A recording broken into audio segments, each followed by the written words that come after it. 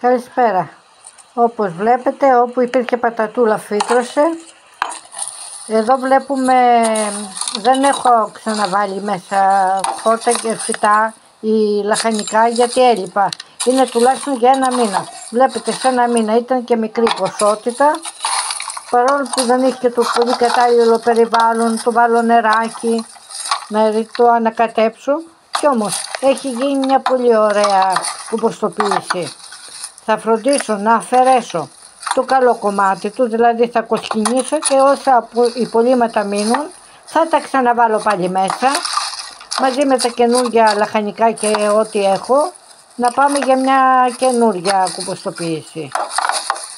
Πάντως νιώθω πολύ ικανοποιημένη και κάποιοι που με ρωτάνε για το χρόνο που χρειάζεται μέχρι να γίνει η χώνευση, αυτό εξαρτάται από την ποσότητα και από τις συνθήκες.